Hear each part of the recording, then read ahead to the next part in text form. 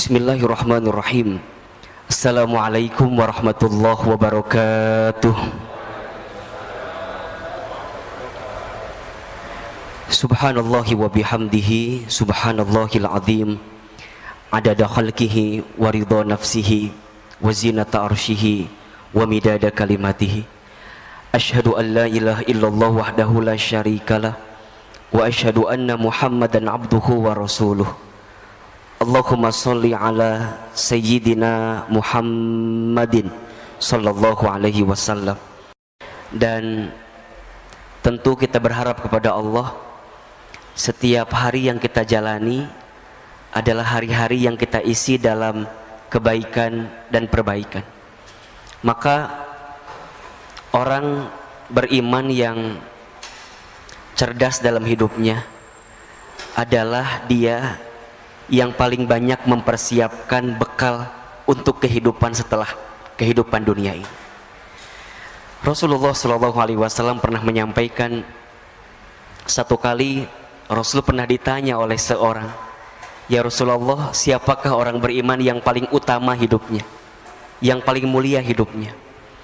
Maka Rasulullah SAW kemudian menjawab, orang beriman yang paling mulia, yang paling utama hidupnya adalah ahsanuhum khuluqa, yang paling baik akhlaknya.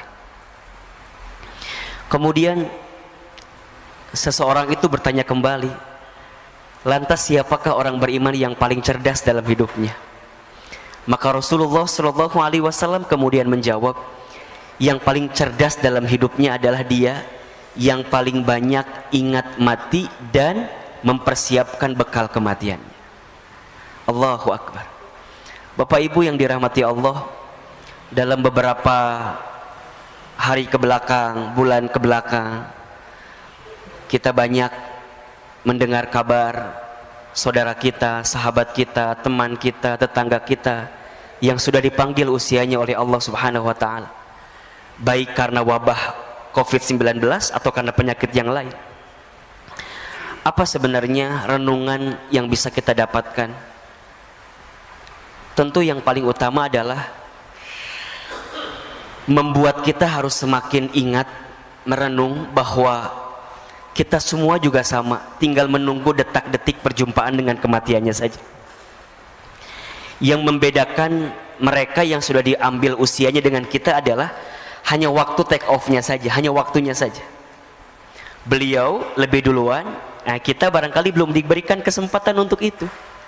Hanya kita semua percaya bahwa kita semua pasti akan berjumpa dengan bab yang namanya kematian itu. Kullu nafsin dha'iqatul maut. Setiap yang bernafas, setiap yang berjiwa pasti akan meninggal, pasti akan mati. Maka ada 3 wasiat yang pernah disampaikan oleh malaikat Jibril alaihi salam kepada baginda Nabi Muhammad sallallahu alaihi wasallam, yang saya kira wasiat ini perlu kita renungi juga oleh kita sebagai umat Nabi sallallahu alaihi wasallam agar kita bisa menjalani hidup dengan tenang dan bahagia. Ahilman, apa wasiatnya? Ada 3. Yang pertama, kata Jibril, "Ya Muhammad, wahai Muhammad, ishma syi'ta fa innaka mayyitun." Hiduplah kamu sesuka kamu ingin hidup, silahkan. Tapi ingat, fa innaka mayyitun, kamu akan berjumpa dengan yang namanya kematian. Maka Bapak Ibu hadirin yang dirahmati Allah, setiap saat ketika kita masih diberikan kesempatan hidup di dunia oleh Allah, ingatlah bahwa kita pasti akan kembali kepada Allah. Inna lillahi wa inna ilaihi raji'un. Ya. Sehingga apa yang kita mintakan kepada Allah selama kita hidup, kita pengen benar hidup selamat di jalan Allah dan wafat dalam keadaan baik di jalan Allah. Kan doa yang sering kita bacakan itu kan, Allahumma inna nas'aluka salamatan fid din wa afiyatan fil jasad wa ziyadatan fil ilmi wa barakatan fil rizqi wa taubatan qabla al maut wa rahmatan indal maut wa maghfiratan ba'dal maut. Allahumma hawwin alaina fi syakaratil maut wan najata minan nar wal afwa indal hisab. Hidup selamat, sehat afiat, ilmu bertambah, rizki barokah, taubat sebelum wafat, rahmat ketika wafat, ampunan setelah wafat. Ya Rob, ringankan sakaratul kami ya Rabbal alamin.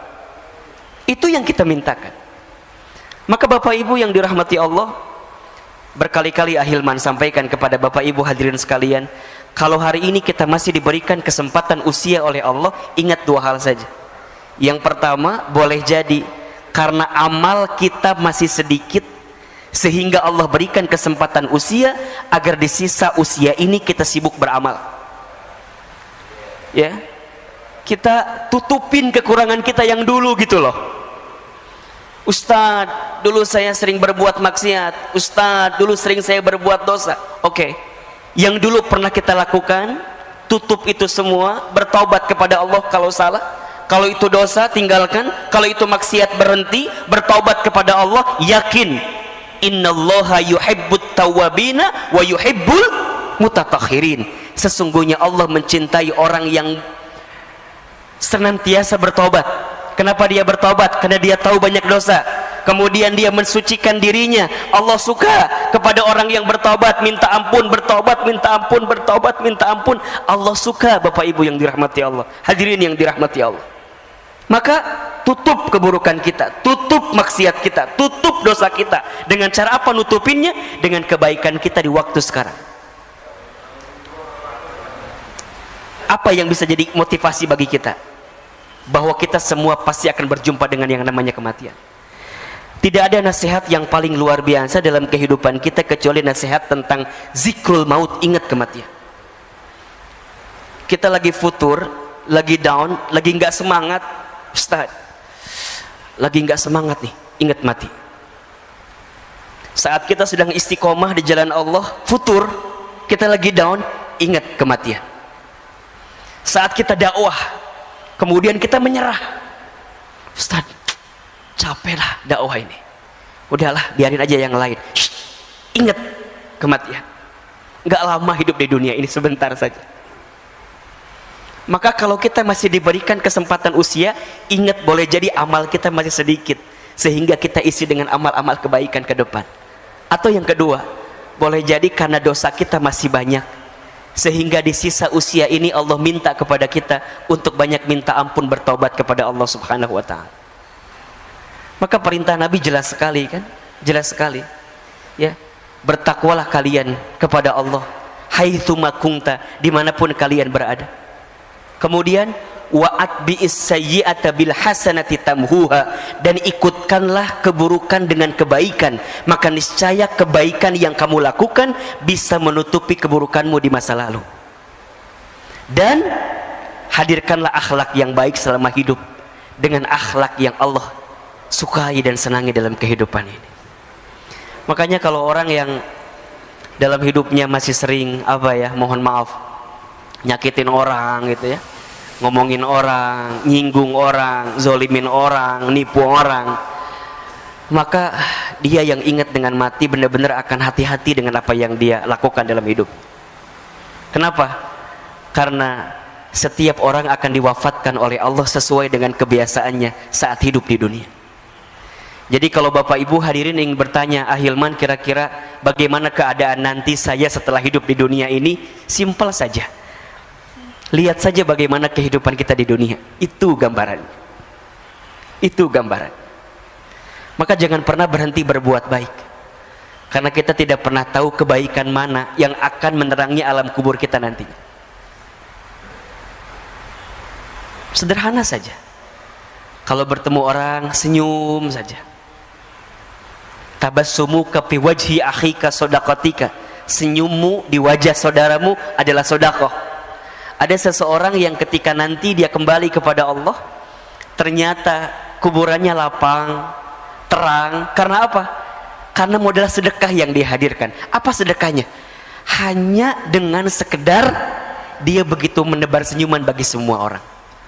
Bukankah kata Nabi, di antara amalan yang paling disukai oleh Allah salah satunya adalah sururun tudkhilhu 'alan nas, menempatkan kebahagiaan di hati orang lain. Jadi saat kita membahagiakan bagi orang, itu sudah jadi amal yang Allah sukai juga. Ya syukur-syukur kalau agak lebih gitulah, nggak hanya senyum gitu ya. Senyum plus transferannya gitu. Nah itu lebih keren banget itu. Karena begitu banyak orang yang sudah kembali kepada Allah, hari ini mereka minta dibangkitkan kembali, minta dihidupkan kembali. Apa permintaannya? Fa'asaddaqa wa akun minas solihin.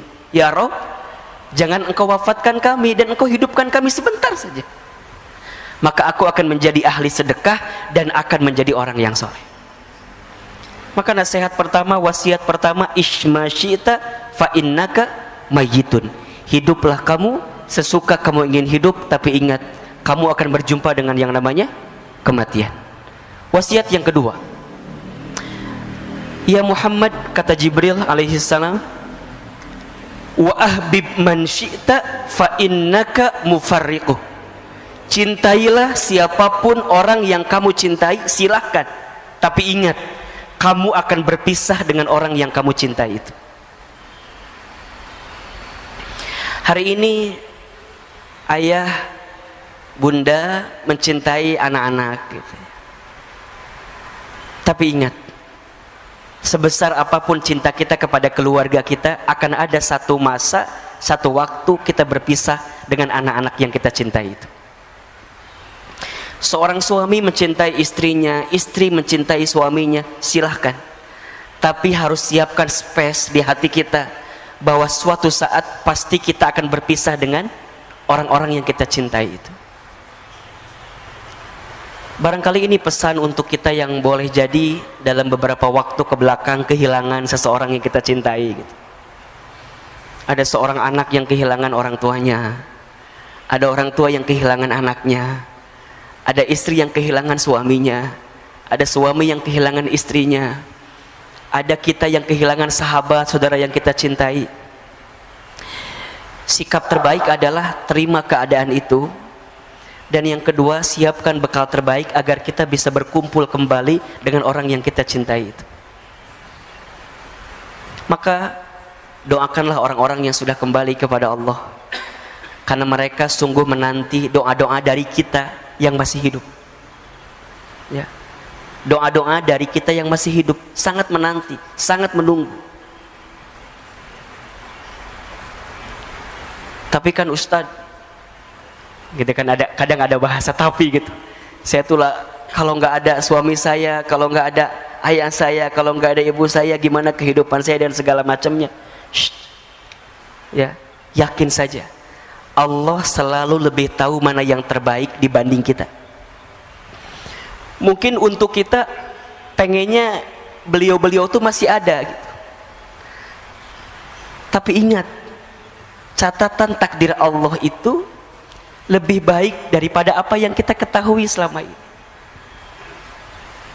Wa asa an takrahu syai'an wa huwa khairul lakum wa asa an tuhibbu syai'an wa huwa syarrul lakum wallahu ya'lamu wa antum la ta'lamun.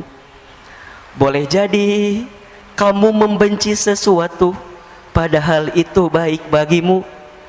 Boleh jadi kamu menyukai sesuatu padahal itu buruk bagimu. Allah lebih tahu, sedangkan kamu tidak mengetahuinya. Maka sikap pertama adalah terima bahwa kita pasti akan berpisah dengan orang yang kita cintai itu. So simpelnya, sederhananya, pesannya, ayah bunda, bapak ibu, jamaah, kalau hari ini kita masih bersama dengan orang yang kita cintai, maka cintailah mereka dengan sepenuh hati, dengan sepenuh cinta, karena kita akan merasakan kehilangan yang paling dalam ketika kita benar-benar kehilangan orang yang kita cintai itu. Maka belajarlah dari sekarang, para suami, para istri, belajarlah mencintai pasangan dengan sempurna, dengan sepenuh hati, dengan sepenuh cinta. Siapkan bekal terbaik bersama, agar ketika nanti kita berpisah di dunia, Allah kumpulkan kembali kita nanti di surganya Allah subhanahu wa ta'ala. Itu permintaan kita. Saya ditinggal orang tua saya ketika saya kecil. Sedih, pasti. Gelisah, iya. Terus apa yang saya lakukan? Hari ini apa yang kita hadirkan? Kita berdakwah, kita belajar, kita menuntut ilmu, kita menyampaikan apa yang kita dapatkan dari guru-guru kita. Di antara motivasinya, ya Rob, kalau seandainya hamba di waktu kecil belum sempat bisa membalas kebaikan orang tua hamba, maka hamba bermohon kepadamu, ya Rob, kalau hari ini ada sedikit ilmu yang hamba sampaikan kepada orang lain, tolong ya Rob, jadikan amal ini sebagai hadiah terbaik untuk orang tua hamba, agar kemudian nanti orang tua hamba bisa berkumpul kembali bersama hamba di tempat yang terbaik di hadapanmu, ya Rabbal Alamin. Maka seorang anak yang ditinggal oleh orang tuanya, kalau kita ingin membahagiakan orang tua kita, tidak ada cara lain kecuali jadilah anak yang soleh. Itu, jadilah anak yang soleh. Doakan orang tua kita, beramal soleh, niatkan untuk orang tua kita, insya Allah mudah-mudahan nyampe jadi kebaikan buat orang tua kita. Idza matal insan in qata'a amaluhu illa min thalasin. Ketika manusia meninggal terputus semua amalnya. Ingat nih, perhatikan ya. Yang terputus amal siapa? Amal si mayit. Tapi kalau amal orang-orang yang beserta dengannya, bersama dengan dirinya, boleh jadi sampai. Apa diantaranya? Sodakatin jariyatin, sedekah jariah. Maka Bapak Ibu yang dirahmati Allah, kalau kita masih diberikan kesempatan hidup hari ini, silahkan bersedekah jariah. Ustaz, orang tua saya dulu enggak sempat bersedekah, apakah boleh kita anaknya melanjutkan? Silahkan, insya Allah. Satu kali ada seorang sahabat bernama Sa'ad bin Ubadah radhiyallahu an bertanya kepada Nabi SAW, ya Rasulullah, aku ingin berbakti kepada ibundaku, tapi ibundaku sudah wafat. Bagaimana caranya agar aku bisa berbuat baik untuk ibundaku? Rasul kemudian menjawab, bersedekahlah untuk ibundamu. Kemudian sahabat ini bertanya kembali, ya Rasulullah, sedekah apa yang bisa aku berikan untuk ibundaku? Kata Nabi, sedekah air. Maksudnya gimana? Kata Nabi, bangunkan sumur atas nama ibundamu, maka insya Allah setiap sumur yang nanti keluar airnya digunakan oleh orang lain, maka setiap air yang mengalir itu akan sampai pahalanya untuk ibundamu yang sudah wafat. Maka ayo siapkan dari sekarang apa? Insya Allah akan mengalir terus deras. Kalau ada orang tuanya yang sudah wafat, coba tengok, kalau masih ada hartanya yang sekiranya bisa kita sedekahkan kepada kepentingan umat, keluarkan. Baik itu masjidnya kah, baik itu fasilitas yang ada di masjidnya kah, karpetnya, AC-nya, kipas anginnya, gentengnya, lantainya, semua niatkan. Insya Allah itu jadi kebahagiaan buat orang tua kita yang sudah kembali kepada Allah. Aw ilmin yuntafa'uh bih, ilmu yang diamalkan tidak akan pernah terputus. Sampai yang ketiga, waladin solihin yad'ulah, anak soleh yang mendoakan. Ketika memaknai anak soleh yang mendoakan ini, tidak terbatas pada anak kandung. Kalau anak kandung kalimatnya ibnin, tapi di sini waladin. Waladin itu berarti anak manusia. Siapa saja mereka? Siapa saja, selama mereka itu soleh, kemudian mendoakan si mayit tadi, maka insya Allah doanya akan sampai. Kalau ada seorang dosen misalnya, saya dosen, saya punya mahasiswa misalnya, kemudian saya kembali kepada Allah, mahasiswa saya soleh, mereka mendoakan saya, maka insya Allah doanya sampai. Itulah waladin solihin. Kalau ada seorang bos, seorang atasan, punya karyawan, kemudian atasan ini kembali kepada Allah, wafat, karyawannya soleh, kemudian karyawannya mendoakan bagi si bos yang tadi meninggal, maka doanya sampai. Apa syaratnya? Satu, soleh; dua, doakan. Pesannya apa? Selama kita hidup, selama itulah kita harus memperbanyak teman dan sahabat yang soleh. Agar apa? Agar saat kita kembali kepada Allah, ada yang mendoakan kita dengan kesolehan dan kebaikan. Sekarang coba evaluasi, cek kontak handphone kita, cek grup WhatsApp kita, cek teman sosial media kita. Apakah banyak di antara mereka yang soleh, yang kelak kalau kita kembali kepada Allah mereka mendoakan kita? Bapak Ibu, saya itu dalam beberapa hari ke belakang tuh banyak merenung begini. Ya Rob, kalau seandainya usia saya sampai hari ini, apakah akan ada ya orang yang mendoakan saya atau tidak?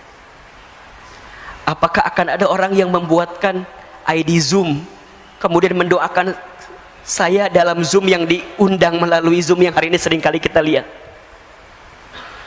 Bapak Ibu sering lihat kan sekarang ya, takziah virtual itu yang kemudian kita doa bersama gitu ya di Zoom. Sekarang pertanyaannya adalah, kalau Bapak Ibu yang kembali kepada Allah, apakah akan ada orang yang mendoakan itu?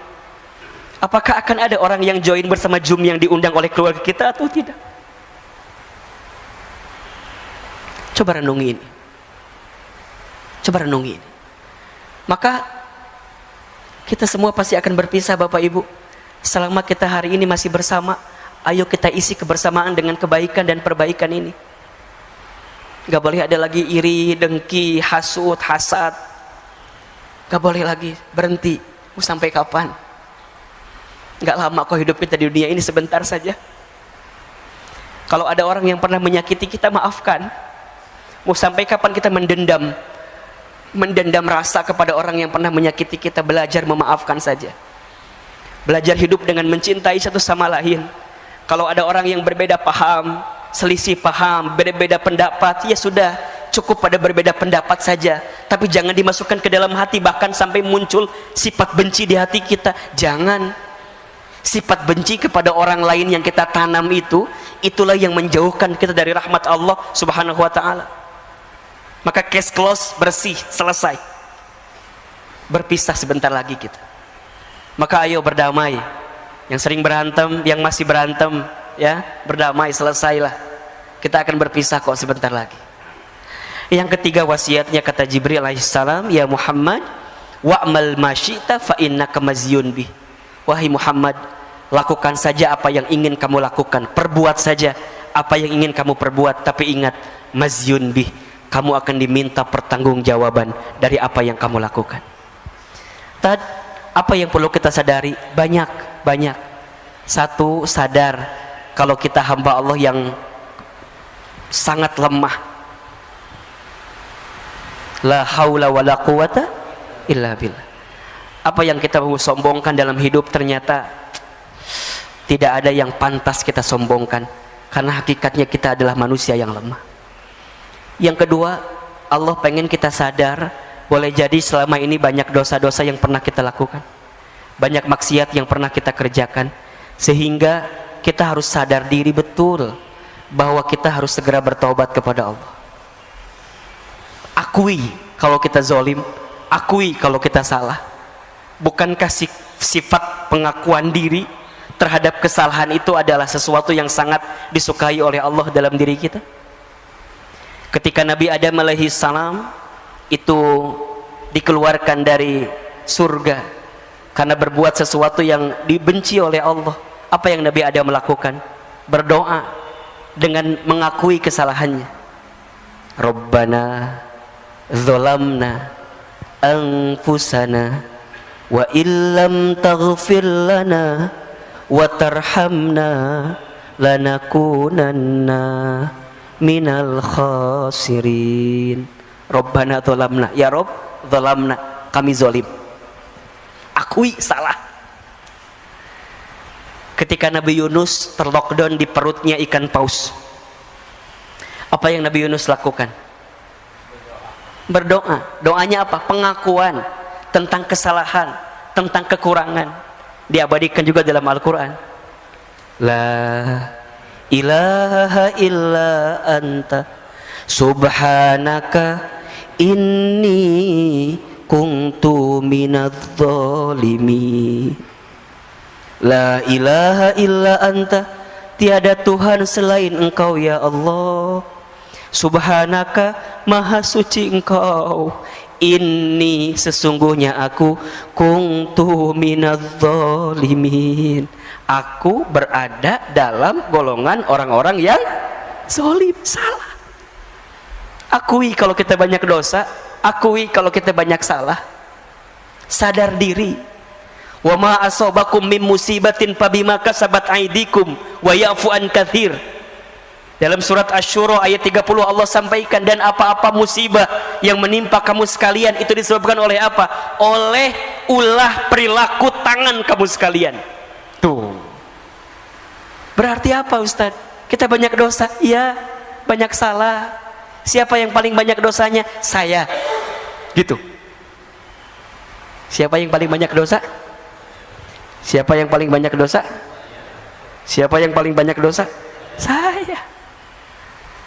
Jangan sibuk dengan aib orang, jangan sibuk dengan dosa orang lain, sibuklah dengan dosa kita karena kita banyak dosa. Terus gimana Ustadz?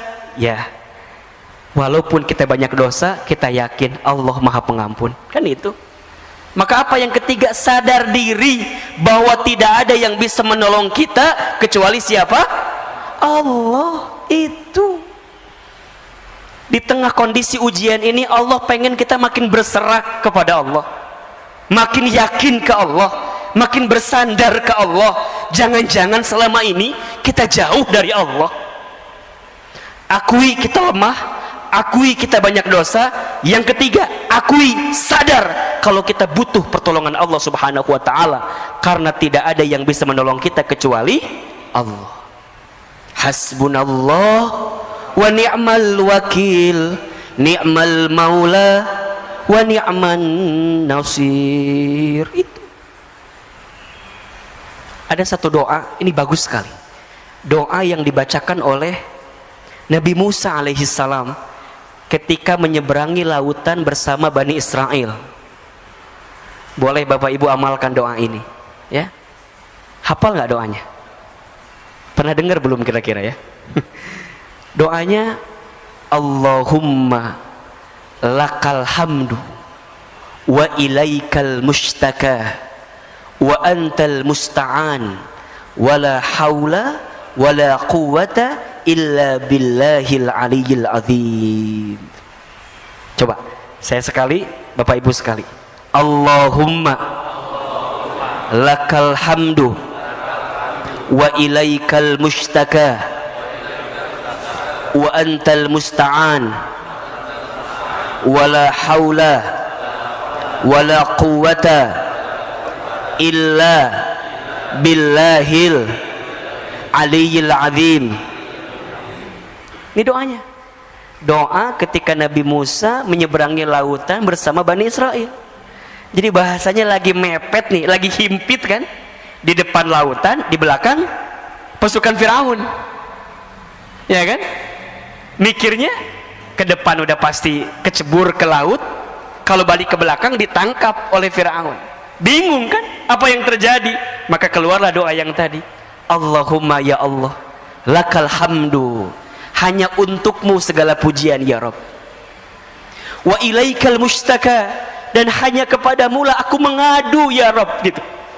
Hanya kepadamu lah aku curhat, hanya kepadamu lah aku menggelisahkan urusanku, masalahku, kesulitanku, persoalanku, bebanku. Wa ilaikal mustaka, hanya kepadamu ya Allah, mustaka, ishtaka ya Rabb, aku ngadu, aku ngeluh ya Rabb. Bapak Ibu, ngeluh tuh boleh apa enggak? Boleh, asalkan ngeluhnya sama siapa? Punten. Ngeluh sama Allah boleh, berarti doa. Yang tidak boleh adalah ngeluh kepada manusia. Kalau kita ngeluh kepada manusia, berarti kita tidak ridho dengan apa yang Allah berikan, dan kita tidak bersandar kepada Allah. Ngeluh Ustaz, wa ilaikal mustaka, kepada Allah. Kenapa harus kepada Allah? Apa kata Nabi Musa? Wa antal musta'an ya Rabb, karena hanya engkau yang bisa menolong kami ya Rabb. Ya Rabb, yang bisa menolong kita siapa? Allah. Wala haula wala quwwata illa billah, sungguh tidak ada daya upaya, tidak ada kemampuan kecuali engkau ya Rabb yang memberikan kemampuan kepada kami. Maka hari ini Bapak Ibu yang dirahmati Allah Subhanahu wa ta'ala, kita diajarkan untuk benar-benar bersandar kepada Allah. Hati-hati, hati-hati ya.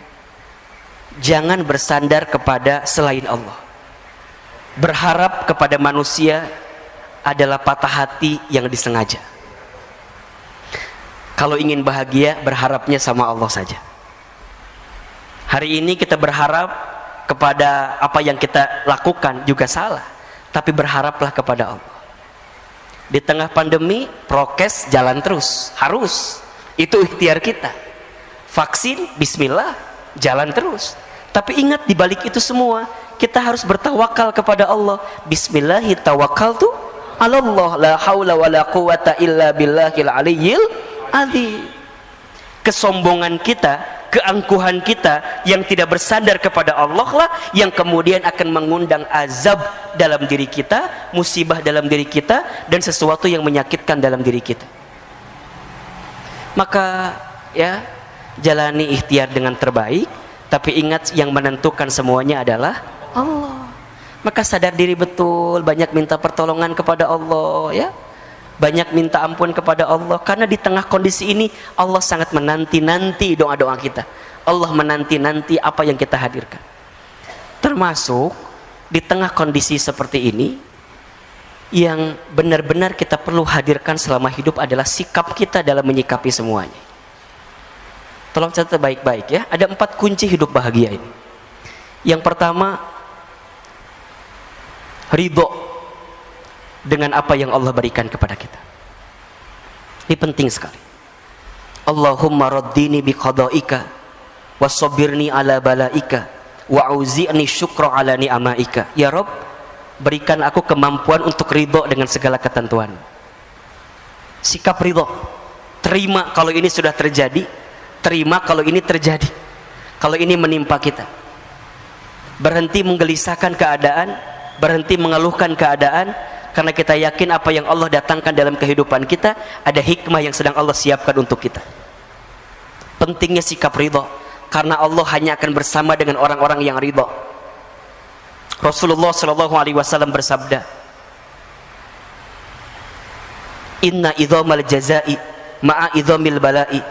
Sesungguhnya beratnya ujian, besarnya pahala itu tergantung beratnya ujian. Innallaha idza ahabba qauman ibtalahum. Sesungguhnya Allah apabila sedang mencintai suatu kaum, seorang hamba, ibtalahum, maka Allah segerakan ujian bagi mereka. Faman radiya falahur ridho. Barang siapa yang ridho dengan segala ketentuan Allah, maka di dalamnya ada keridhaan Allah. Waman sakhita, dan barang siapa yang murka, yang benci, yang marah dengan segala ketentuan Allah, falahus sukhtu, maka di dalamnya ada kemurkaan dari Allah. Maka sikap pertama ridho, terima dengan keadaan yang kita dapatkan saat ini. Yang kedua, ikhlas ketika melakukan sesuatu. Ridho saat menerima, ikhlas saat melepas. Lakukan sesuatu karena Allah. Belajarlah melakukan sesuatu karena Allah. Inna sholati wa nusuki wa mahyaya wa mamati lillahi rabbil alamin. Yang ketiga, sabar ketika diberi musibah. Dan yang keempat, syukur ketika diberi nikmat. 4 kunci bahagia. Ridho ketika menerima, ikhlas ketika melepas, sabar ketika ditimpa musibah, syukur ketika diberi nikmat. Termasuk hari ini boleh jadi ada di antara kita yang sedang gelisah dengan urusan rezeki ya. Karena bab kita bicara tentang bekerja gitu ya. Saya mohon izin mungkin tadi di awal-awal lebih banyak kepada konteks menyadari kita tentang keadaan pandemi ini gitu ya. Nah, di tengah kondisi kita saat ini, saya tahu kita hari ini sedang banyak gelisah dengan urusan rezeki. Betul apa enggak? Betul? Banyak orang yang mungkin mohon maaf ya, harus di PHK, diberhentikan, dirumahkan. Ada enggak? Banyak. Ada orang yang omset bisnisnya berkurang. Ada? Ada. Gelisah wajar, resah wajar. Yang tidak boleh apa? Berlebihan dalam kegelisahan, dan gelisahnya sama siapa, itu yang tidak boleh. Kalau kita mengadukan kondisi ini kepada Allah, sah-sah saja, boleh-boleh saja. Tapi terlalu sayang kalau air mata kita menetes hanya untuk urusan dunia yang kecil saja gitu. Karena dunia ini bukan sesuatu yang tanda kutip ya, benar-benar utama dalam hidup gitu. Perintah Allah kepada kita dalam urusan dunia apa coba? Wala tansa nasibaka minad dunia. Jangan lupakan urusan dunia. Kalau jangan lupakan gimana? Ya udah biasa aja gitu. Yang paling utama apa? Wabtaghi fima atakallahu darul akhirah wala tansa nasibaka minad dunia, kan begitu. Dan carilah keutamaan akhirat. Jadi utamanya apa? Akhirat. Dunianya apa? Wala tansa nasibaka minad dunia. Jangan lupakan urusan dunia gitu. Bahkan kalau kita merujuk ayat lain, perintah Allah dalam urusan dunia apa? Famshu fi manakibiha. Jalanlah. Jalan tuh gimana? Ya jalan aja gitu. Tapi kalau urusan akhirat apa? Wasari'u ila magfiratin min rabbikum. Dan berlarilah, kan gitu. Wasari'u, dan berlarilah mengejar ampunan Allah, surganya Allah. Kalau urusan dunia apa? Famshu fi manakibiha. Berjalanlah. Oh berarti Ustadz nggak penting atau dunia tuh? Iya, salah juga. Dunia itu penting, tapi bagaimana cara kita meletakkan kepentingan dunia, itu yang harus proporsional. Hari ini urusan rezeki, gimana cara menyikapinya Ustadz? Galau betul, gelisah betul Ustadz, bingung Ustadz. Tentang rezeki ya, catat, ada 4 sikap yang perlu kita hadirkan. 1, rezeki sudah tertakar, tak mungkin tertukar. Ulangi apa Bapak Ibu? Saya sekali Bapak Ibu sekali ya. Rezeki sudah tertakar. Rezeki sudah tertakar, tak mungkin tertukar. Yakin atau tidak? Percaya atau tidak? Serius? Benar? Betul? Terus kenapa masih gelisah? Cicilan belum dibayar Ustaz. Apa Bu? Ustaz, apakah setiap manusia yang hidup sudah tertakar rezekinya? Sudah. Surat Hud ayat 6, perhatikan. Surat Hud ayat 6. Ini ayat yang kalau saya lagi gelisah urusan rezeki, Bapak Ibu, Ahilman juga sering gelisah urusan rezeki. Manusia biasa. Kalau saya sedang gelisah, saya buka ayat ini.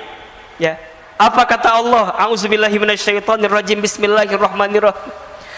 Wa ma min dabbatin fil ardi illa 'alallahi rizquha. Tuh.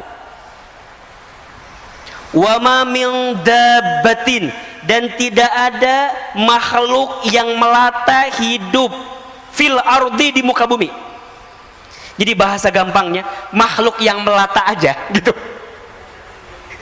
Makhluk yang melata aja gitu. Apalagi kita yang tidak melata. Kita melata atau tidak? Yang melata contohnya apa? Apa Bu yang melata? Cicak. Cicak ada rezekinya atau tidak? Rezeki cicak apa? Nyamuk. Nyamuknya datang sendiri atau cicak yang nyamperin nyamuk?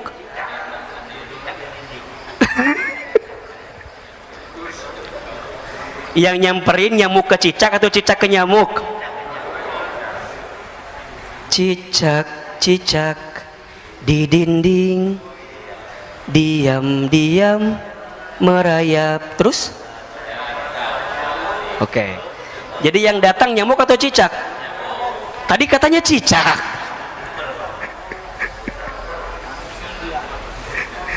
Tidak usah memperdebatkan nyanyian itu lah ya. Bapak Ibu, ini banyak orang yang lupa tuh. Ada konteks yang pertamanya apa? Cicak di mana kerjanya? Kantor cicak di mana? Di dinding. Ya. Apa kerjaan cicak? Diam-diam merayap. Ini ada diam-diam merayap. Itu ikhtiar atau bukan? Itu usaha atau bukan? Ya, ya, betul nggak? Ya, konteksnya sebelum ke sana nih. Nanti itu akan ada pada sikap kedua. Sikap pertamanya, illa 'alallahi rizquha, dan setiap manusia yang hidup, makhluk yang hidup, bahkan yang melata pun 'alallahi rizquha, dijamin oleh Allah rizkinya. Maka kalau hari ini ayah, bunda, bapak, ibu, kita semua jamaah yang hadir, masih diberikan kesempatan hidup oleh Allah, maka di saat yang bersamaan Allah masih menyiapkan jatah rezeki untuk kita. Kalau hari ini kita masih bangun dari tidur kita, masih membuka mata kita, masih menghembuskan nafas kita, maka di saat yang bersamaan tolong catat baik-baik, masih ada jatah rezeki untuk kita. Karena seseorang tidak akan pernah diwafatkan oleh Allah sebelum habis jatah rezekinya. Berarti kalau sekarang kita masih hidup, masih ada rezeki bagi kita atau tidak? Yakin masih ada? Apa rezekinya? Bukankah membuka mata rezeki? Bukankah bernapas rezeki? Bukankah kita melihat keluarga rezeki? Bukankah kita masih punya sahabat rezeki? Bukankah kita masih bisa menikmati hidup adalah rezeki? Jangan pernah membatasi rezeki pada sifat yang bentuknya materi saja. Terlalu kecil, terlalu kerdil kalau kita membatasi rezeki pada bab yang sifatnya rupiah saja, yang pada sifat duitnya saja. Gaji terbatas, tapi rezeki Allah tidak terbatas. Gaji ada selipnya, tapi rezeki tidak ada selipnya. Gaji ada tanggal bulannya, tapi rezeki tidak ada tanggal bulannya. Setuju atau tidak? Yakin? Paham? Jadi kalau hari ini kita masih hidup, masih ada rezeki atau tidak? Tuh, kenapa insya Allah jawabannya? Kadang-kadang insya Allah nggak yakin gitu loh. Yakin. Maka apa sifat yang kedua sikapnya? Ikhtiar. Wa alaysa lil insani illa ma sa'a. Dan seseorang tidak akan mendapatkan sesuatu kecuali apa yang diusahakannya. Gitu. Maka yakin di hati rizkinya masih ada, tapi jangan diem. Tenang aja lah. Udah ada kok. Nggak bisa. Kerja, jalan, ikhtiar, usaha. Tapi kan Ustadz usaha apa tuh sekarang mah? Nah, ada nggak bahasa kayak gitu tuh? Ustadz usaha apa sekarang mah? Nggak ada Ustadz. Yang ada malah kita di PHK Ustadz. Ada nggak yang kayak gitu tuh? Berhenti, ganti kalimatnya. Bapak Ibu hadirin yang boleh jadi hari ini diberhentikan dari pekerjaannya, boleh jadi ini adalah waktu kita untuk memulai usaha atau dagang kita. Ayo belajar saja, bekerja saja apa yang bisa kita hadirkan. Kalau ada teman kita misalnya mohon maaf yang dia punya barang apa, kita bilang boleh nggak saya jadi resellernya, jualan. Kita punya banyak teman di kontak kita. Masa sih dari sekian banyak teman nggak ada yang mau beli? Dari 500 teman kita di sini, coba tawarin aja dulu dah. Masa nggak nyangkut 1-2 mah? Itu ikhtiar kita. Tapi konteksnya ingat yang pertama, dalam ikhtiar jangan menuhankan ikhtiar. Jelas nggak kira-kira? Jangan menuhankan ikhtiar, tetap menuhankannya Allah. Ikhtiar kita hanyalah wasilah kita saja untuk menunaikan apa yang Allah perintahkan kepada kita. Ada yang nanya gini, Ahilman, iya, kan katanya rezeki sudah tertakar, tak mungkin tertukar, sudah dijamin. Terus untuk apa kita bekerja? Ada nggak yang suka nanya begitu tuh? Ini pertanyaan pasrah namanya tuh. Coba saya mau tanya, Bapak Ibu, kenapa kita masih bekerja? Kenapa kita masih berusaha? Hah? Karena itu ikhtiar. Kenapa harus ikhtiar? Kan katanya rezeki sudah dijamin.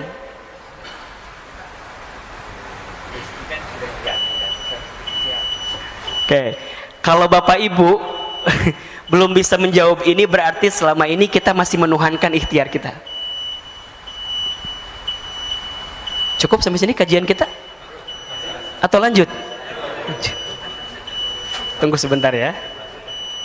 Gini, Bapak Ibu, ikhtiar, usaha, dagang, kerja itu adalah bagian kewajiban kita untuk memenuhi perintah Allah dalam kehidupan kita. Itu jelas? Bekerja, berikhtiar, berusaha itu adalah bentuk pemenuhan kewajiban kita kepada Allah atas perintah Allah kepada kita. Allah memerintahkan kita untuk bekerja, Allah memerintahkan kita untuk berikhtiar, Allah memerintahkan kita untuk berusaha, gitu.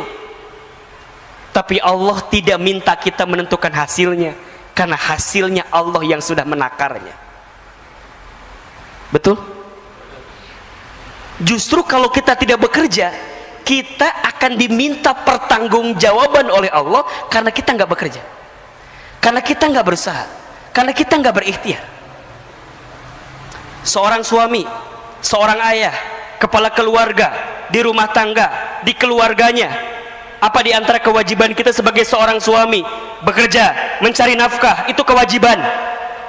Berarti kalau kita tidak bekerja, tidak mencari nafkah, kelak kita akan dihisab oleh Allah Subhanahu wa taala. Hei Hilman, misalnya, kamu jadi suami, kamu jadi ayah, kamu nggak bekerja, kamu nggak mencari nafkah, kamu nggak berusaha, kamu ngapain aja? Itu yang akan ditanya.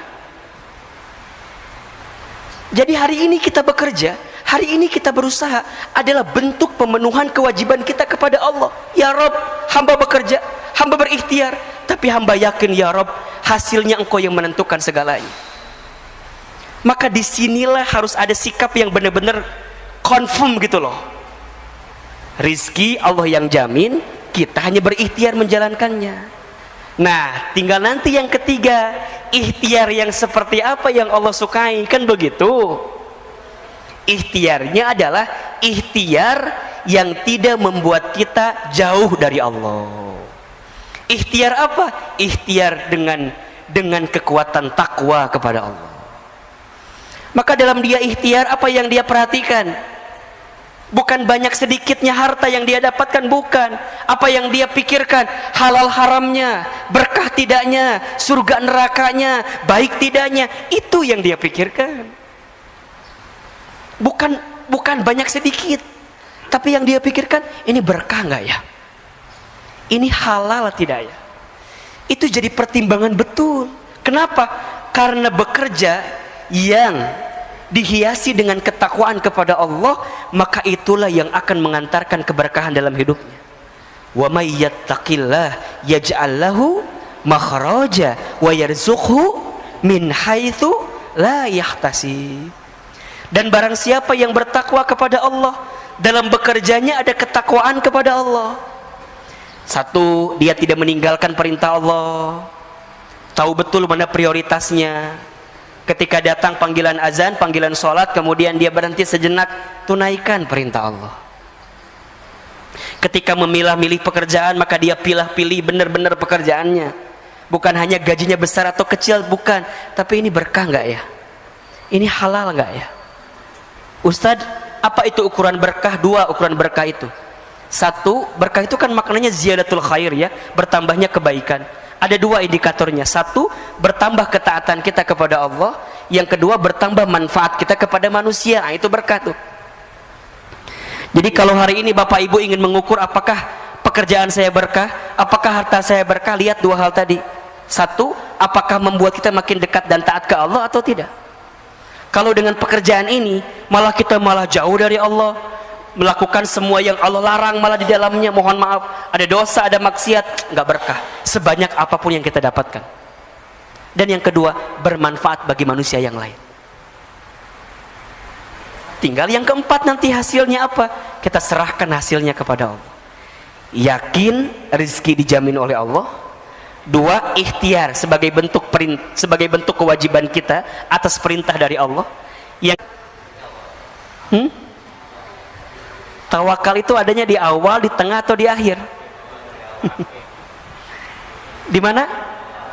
Di semuanya. Tawakal sebelum ikhtiar. Apa contohnya? Apa? Doa.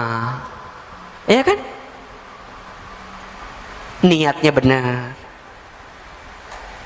Hari ini kita sholat subuh, sebelumnya sholat tahajud. Ini tawakal sebelum ikhtiar kita gitu loh. Datangi Allah, ketuk pintu langitnya, angkat kedua telapak tangan, munajat kepada Allah, minta sama Allah. Kadang-kadang fokus kita lebih sibuk kepada pekerjaan kita, tapi kita nggak ngetuk pintunya Allah sebelum kita bekerja. Kita ini kadang-kadang kalau ketinggalan kereta, sibuknya minta ampun. Tapi kita lupa ini untuk menengadahkan tangan, untuk bermohon kepada Allah dengan urusan-urusan dunia kita agar Allah menuntun kita. Maka ada tawakal sebelum ikhtiar. Bagaimana caranya? Datangi Allah, bangun di sepertiga malam, sholat tahajud, munajat, zikir, doa, muhasabah, nangis di hadapan Allah. Mohon maaf, kalau kita menginginkan sesuatu tapi masih belum terbukti dengan sholat tahajud kita, berarti kita masih belum serius, belum bersungguh-sungguh menginginkan sesuatu yang kita mintakan kepada Allah. Maka hari ini Bapak Ibu, sahabat saya yang sedang sulit urusan dunianya, urusan rezekinya, ayo bangun di sepertiga malam, minta sama Allah. Nangis kalau bisa. Bukankah waktu sepertiga malam itu adalah waktu yang sangat istimewa? Janji Allah kepada kita surat Al-Isra 79. Wa minal laili fatahajjad bihi nafilatan laka asa ayyab'asaka rabbuka maqaman mahmuda. Dan di waktu malam fatahajjad bihi, bangunlah kamu. Untuk apa? Dirikan salat tahajud nafilatan laka, sebagai tambahan untuk dirimu. Apa yang Allah janjikan kepada kita? Asa ayyab'asaka rabbuka maqaman mahmuda. Maka niscaya Allah akan angkat derajat hidupmu maqaman mahmuda, ke tempat yang mulia. Ayo bangun, bangun. Ini bagian ikhtiar kita tawakal kepada Allah. Kemudian sholat 2 rakaat sebelum subuh. Bukankah kita tahu pesan dari Nabi SAW, barang siapa yang menunaikan sholat 2 rakaat sebelum waktu subuh, maka sama dengan dia mendapatkan pahala seperti mendapatkan apa? Dunia beserta isinya. Itu baru sholat sunnahnya 2 rakaat sebelum subuh. Gimana sholat subuhnya? Gitu cara membacanya. Kadang-kadang kita mah, Ustadz, berarti cukup atau Ustadz ya 2 rakaat sebelum subuh, subuhnya nggak sholat. Salah ini. Sebelum subuhnya aja udah dapat dunia beserta isinya, apalagi sholat subuhnya. Apa yang dia dapatkan? Dunia, akhirat, semua. Bahkan barang siapa yang salat subuh berjamaah di masjid, maka fi zimmatillah, maka di hari itu dia sedang berada dalam penjagaan Allah Subhanahu wa taala. Insyaallah. Kalau sudah Allah jaga, apa yang kita risaukan? Kalau sudah Allah jaga, apa yang kita gelisahkan? Betul atau tidak? Berarti ada tawakal sebelum ikhtiar. Yang kedua, tawakal ketika ikhtiar. Gimana maksudnya? Kita hanya memilih mana yang baik menurut Allah, bukan yang baik menurut kita. Karena yang baik menurut kita belum tentu baik di mata Allah. Tapi yang baik menurut Allah itu pasti baik untuk kita. Maka benar-benar dia pertimbangkan, ini baik nggak ya? Ini enggak ya? Ini halal nggak ya? Ini haram nggak ya? Itu tawakal kepada Allah. Dan dia tidak meninggalkan kewajibannya kepada Allah. Termasuk kewajiban kita kepada Allah adalah ikhtiar dan usaha kita. Sampai yang ketiga, tawakal ba'da ikhtiar. Tawakal setelah ikhtiar. Kita serahkan hasilnya kepada Allah. Maksimalkan ikhtiar, kuatkan doa, hasilnya kita serahkan kepada Allah. Karena Allah lebih tahu apa yang diberikan untuk kita semua. Maka Bapak Ibu yang dirahmati Allah, hadirkan syukur di hati kita. Betul-betul bersyukur. Banyak sekali nikmat yang Allah berikan kepada kita. Belajarlah menghadirkan sifat qanaah namanya. Qanaah itu merasa cukup dengan apa yang Allah berikan kepada kita. Dalam urusan apa? Urusan dunia. Merasa cukup. Ya, cukup. Kan enak ya Pak? Hidup cukup tuh enak gak Pak? Enak, cukup. Mau renovasi rumah? Cukup. Mau ganti kendaraan? Cukup. Anak SPP sekolah? Cukup. Apalagi? Naik haji? Cukup. Mau umroh? Cukup. Nikah lagi? Okay. Jangan itu maaf. Cukup. Cukup. Insyaallah. Dan ada satu doa kan yang Nabi juga anjurkan kepada kita kalau kita keluar rumah dalam ikhtiar. Bismillahirrahmanirrahim. Allah la haula wala quwata illa billah. Barang siapa yang membaca doa ini ketika keluar rumahnya untuk ikhtiar, maka Allah akan berikan kecukupan, ketenangan dan keselamatan. Dah. Pada akhirnya ujungnya apa? Kita kembali kepada Allah. Maka siapkan rezeki yang halal saja, siapkan rezeki yang berkah saja. Jangan gelisahkan rezekimu, karena rezeki sudah tertakar, tak mungkin tertukar. Tapi gelisahkanlah bagaimana caramu mendapatkan rezeki itu, karena itu yang akan Allah tanya dalam kehidupan kita. Allah nggak akan nanya berapa banyaknya, enggak, tapi Allah akan nanya gimana dapatnya, kan gitu. Pakai apa, dibelanjainnya kemana, itu. Halo, jelas tidak? Kalau ditanya banyaknya, PPATK lebih tahu dibanding dibanding kita, karena sudah ada transaksinya kan? Ya enggak? Kita mau nyumbang berapa triliun sekarang? Oh, enggak ada ya? Nggak bisa lah. Ya orang nggak ada uangnya gimana kalau memang kalau memang kita nggak bisa, ya nggak bisa lah gitu. Makanya kalau urusan banyak sedikit relatif, betul nggak? Banyak menurut saya belum tentu banyak menurut Bapak Ibu. Coba saya mau tanya, 1 miliar itu banyak atau sedikit? Tergantung siapa yang ngelihat. Betul nggak? Bagi saya, banyak banget. Banyak banget. Karena boleh jadi belum pernah saya ngelihat uang 1 miliar depan mata saya. Tapi bagi Bapak Ibu jamaah MRBJ kan 1 miliar mah tuh ngedip doang kali. Ya jamaah Bintaro kan rumahnya aja minimal 4 miliar. Halo? Halo, jelas tidak? Terus apa yang kita gelisahkan sekarang? Halo? Apa yang kita gelisahkan? Kita masih Ustadz, susah. Itu. Saya sering kali ketemu orang itu Bapak Ibu. Kalau ketemu tuh gelisah gitu loh. Ustadz, susah sekarang hidupnya. Ya Allah, rumah dia segede Alaihim. Rumahnya segede Alaihim masih ngomong susah. Ya Allah.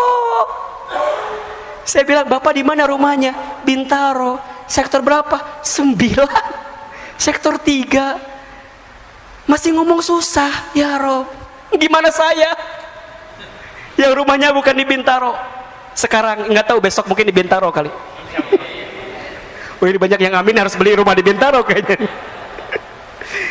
Jadi masih ngomongin susah. Ya Rob, coba deh mulai hari ini bicaranya, Ustadz, alhamdulillah di tengah pandemi ini bahagia betul. Enak gak kalimat begitu?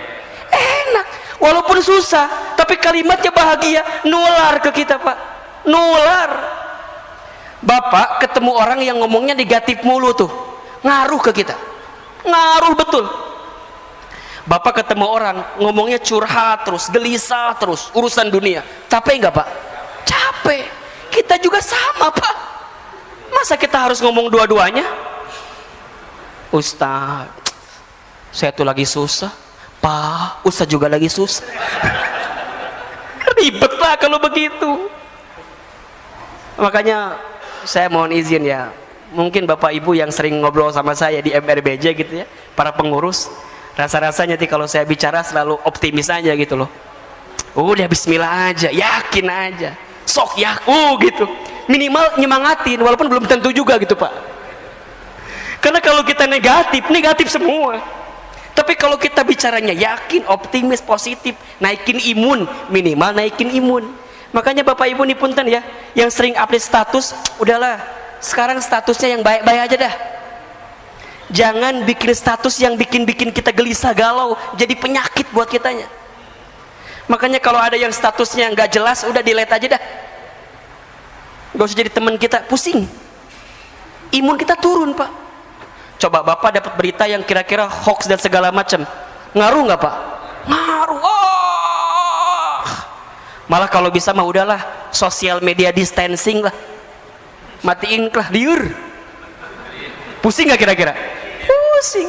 Coba Bapak Ibu ada status begini nih, gini nih contohnya nih, lapar. Status macam apa itu ya? Lapar. Tinggal makan gitu ya. Kalau ada itu juga. Kalau nggak ada gimana? Bukan, Bapak kirim GoFood ke dia gitu loh. Ini cuma baca doang. Oh, alhamdulillah masih ada yang lapar, ya Allah. Berarti sama saya lapar juga. Bismillah, yakin. Oh ya Allah. Ternyata ada juga kondisi yang begini, doakan. Ayo, kalau kita berlebih harta, berikan. Coba, nggak pernah akan habis Pak. Ya, harta itu kan dibagi 3 ya. Ada harta yang dimakan, ujungnya jadi kotoran, kan begitu ya. Ada harta yang disimpan, ujungnya jadi apa? Jadi simpanan. Kalau kita meninggal jadi apa? Jadi warisan. Kalau anak kita soleh jadi apa? Jadi kebaikan. Kalau anak kita salah, jadi sengketaan. Berantem dah, ya enggak? Yang ketiga, harta yang kita amalkan, yang jadi bekal kita sedekahkan, itu yang akan jadi jalan kita menuju Allah kelak nantinya. Maka ayolah hidup secukupnya saja, hidup yang cukup. Insya Allah mudah-mudahan kita lebih tegar, lebih yakin ya. Maka nasihatnya adalah kalau kita senang, senang sekedarnya. Kalau kita sedih, sedih sewajarnya, kan gitu. Pada akhirnya semua akan berhenti, pergi dan selesai. Kuncinya ridho saat menerima, ikhlas saat melepas, syukur saat diberi nikmat, sabar saat diberi musibah. Mudah-mudahan Allah berikan karunia kepada kita semua. Dan tentu kita berharap kepada Allah, setiap hari yang kita jalani adalah hari-hari yang kita isi dalam kebaikan dan perbaikan. Maka orang beriman yang cerdas dalam hidupnya adalah dia yang paling banyak mempersiapkan bekal untuk kehidupan setelah kehidupan dunia ini. Rasulullah SAW pernah menyampaikan, satu kali Rasul pernah ditanya oleh seorang, ya Rasulullah, siapakah orang beriman yang paling utama hidupnya, yang paling mulia hidupnya? Maka Rasulullah SAW kemudian menjawab, orang beriman yang paling mulia, yang paling utama hidupnya adalah ahsanuhum khuluqa, yang paling baik akhlaknya. Kemudian seseorang itu bertanya kembali, lantas siapakah orang beriman yang paling cerdas dalam hidupnya? Maka Rasulullah SAW kemudian menjawab, yang paling cerdas dalam hidupnya adalah dia yang paling banyak ingat mati dan mempersiapkan bekal kematiannya. Allahu Akbar. Bapak Ibu yang dirahmati Allah, dalam beberapa hari kebelakang, bulan kebelakang, kita banyak mendengar kabar saudara kita, sahabat kita, teman kita, tetangga kita yang sudah dipanggil usianya oleh Allah Subhanahu wa taala, baik karena wabah COVID-19 atau karena penyakit yang lain. Apa sebenarnya renungan yang bisa kita dapatkan? Tentu yang paling utama adalah membuat kita harus semakin ingat, merenung bahwa kita semua juga sama, tinggal menunggu detak-detik perjumpaan dengan kematiannya saja. Yang membedakan mereka yang sudah diambil usianya dengan kita adalah hanya waktu take off-nya saja, hanya waktunya saja. Beliau lebih duluan, nah kita barangkali belum diberikan kesempatan untuk itu. Hanya kita semua percaya bahwa kita semua pasti akan berjumpa dengan bab yang namanya kematian itu. Kullu nafsin dha'iqatul maut. Setiap yang bernafas, setiap yang berjiwa pasti akan meninggal, pasti akan mati. Maka ada 3 wasiat yang pernah disampaikan oleh malaikat Jibril alaihi salam kepada baginda Nabi Muhammad sallallahu alaihi wasallam, yang saya kira wasiat ini perlu kita renungi juga oleh kita sebagai umat Nabi sallallahu alaihi wasallam agar kita bisa menjalani hidup dengan tenang dan bahagia. Ahilman, apa wasiatnya? Ada 3. Yang pertama, kata Jibril, ya Muhammad, wahai Muhammad, ishma syi'ta fa innaka mayyitun. Hiduplah kamu sesuka kamu ingin hidup, silahkan. Tapi ingat, fa innaka mayyitun, kamu akan berjumpa dengan yang namanya kematian. Maka Bapak Ibu hadirin yang dirahmati Allah, setiap saat ketika kita masih diberikan kesempatan hidup di dunia oleh Allah, ingatlah bahwa kita pasti akan kembali kepada Allah. Inna lillahi wa inna ilaihi raji'un. Ya. Sehingga apa yang kita mintakan kepada Allah selama kita hidup, kita pengen benar hidup selamat di jalan Allah dan wafat dalam keadaan baik di jalan Allah. Kan doa yang sering kita bacakan itu kan, Allahumma inna nas'aluka salamatan fid din wa afiyatan fil jasad wa ziyadatan fil ilmi wa barakatan fil rizqi wa taubatan qabla al maut wa rahmatan indal maut wa maghfiratan ba'dal maut. Allahumma hawwin alaina fi syakaratil maut wan najata minan nar wal afwa indal hisab.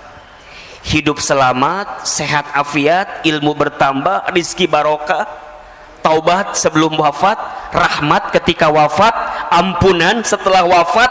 Ya Rabb, ringankan sakaratul kami ya Rabbal alamin. Itu yang kita mintakan.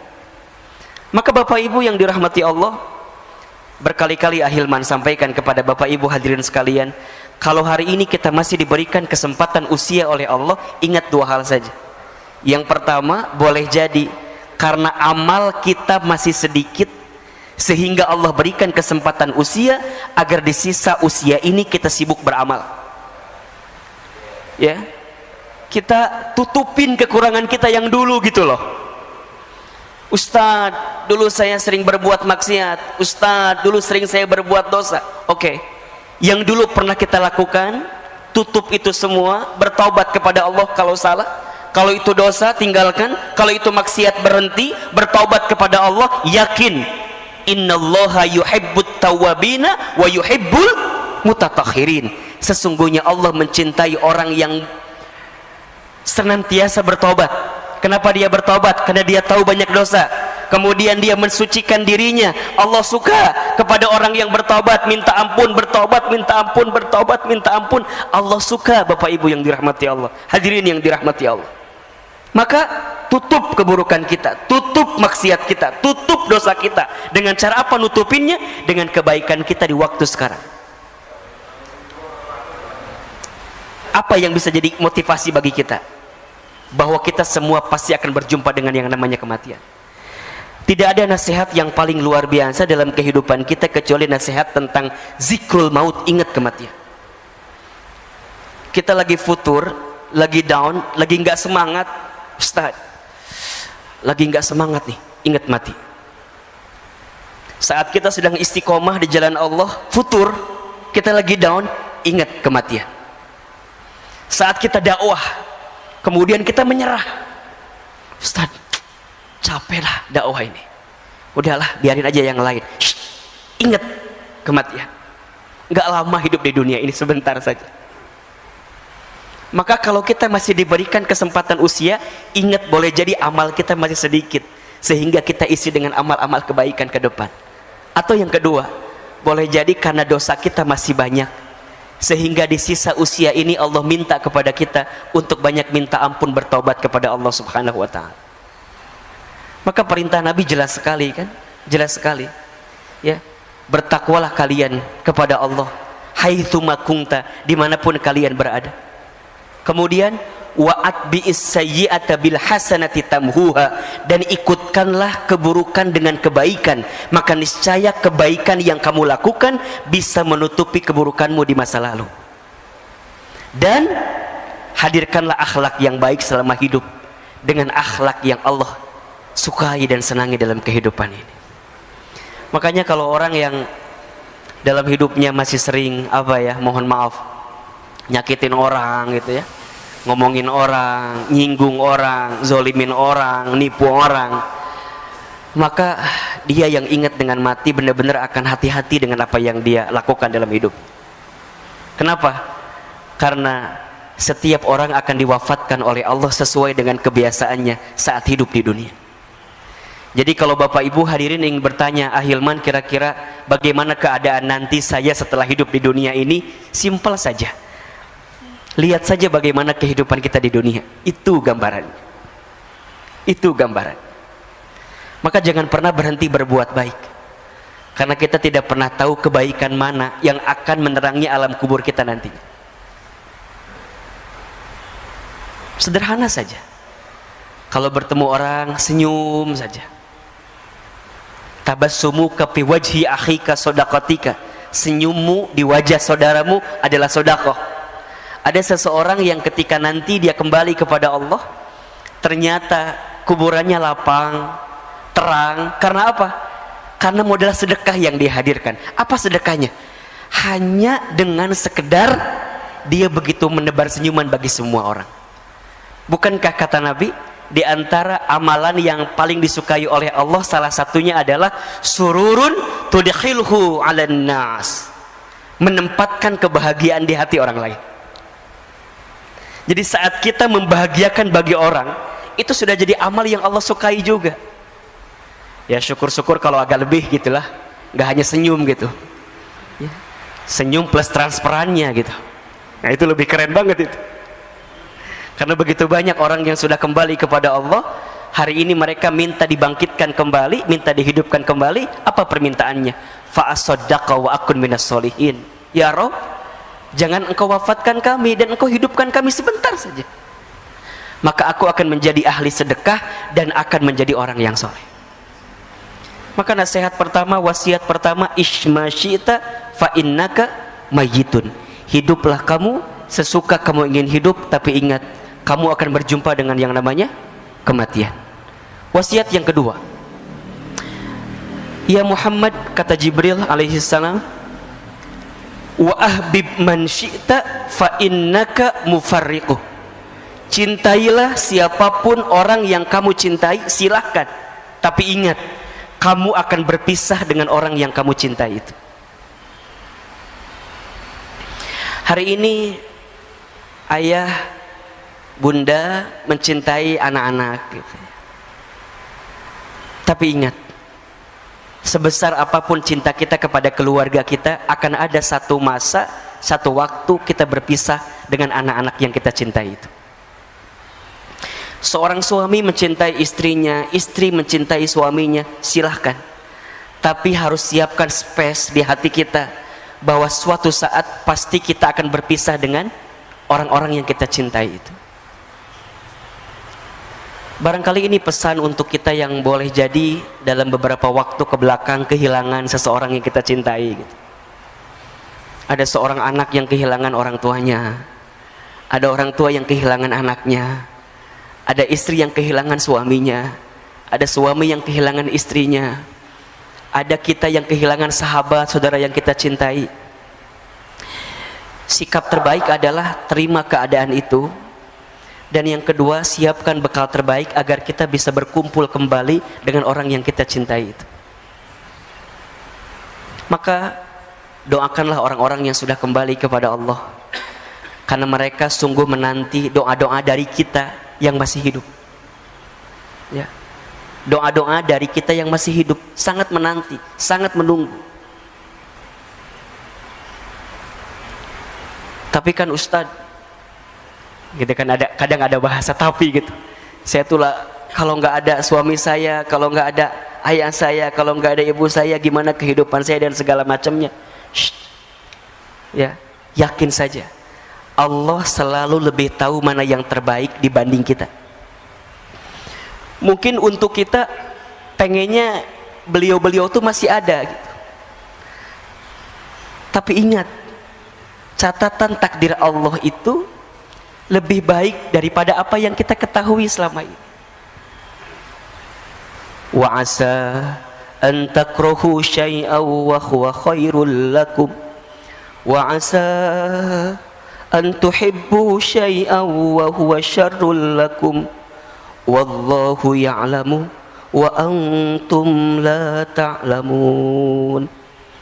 Boleh jadi kamu membenci sesuatu padahal itu baik bagimu.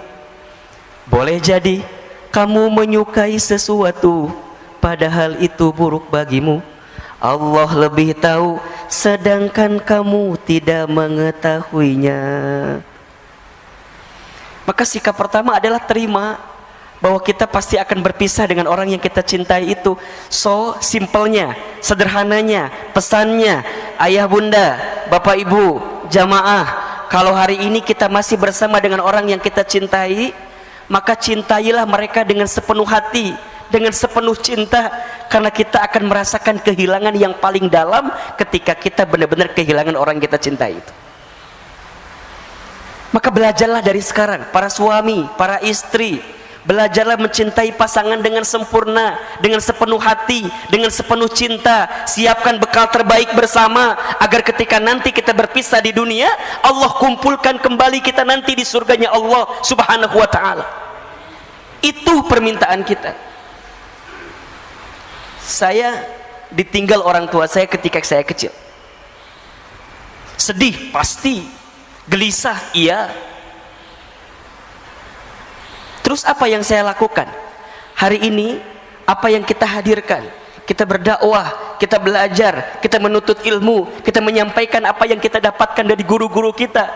Di antara motivasinya, ya Rob, kalau seandainya hamba di waktu kecil belum sempat bisa membalas kebaikan orang tua hamba, maka hamba bermohon kepadamu ya Rob, kalau hari ini ada sedikit ilmu yang hamba sampaikan kepada orang lain, tolong ya Rob, jadikan amal ini sebagai hadiah terbaik untuk orang tua hamba, agar kemudian nanti orang tua hamba bisa berkumpul kembali bersama hamba di tempat yang terbaik di hadapanmu ya Rabbal Alamin.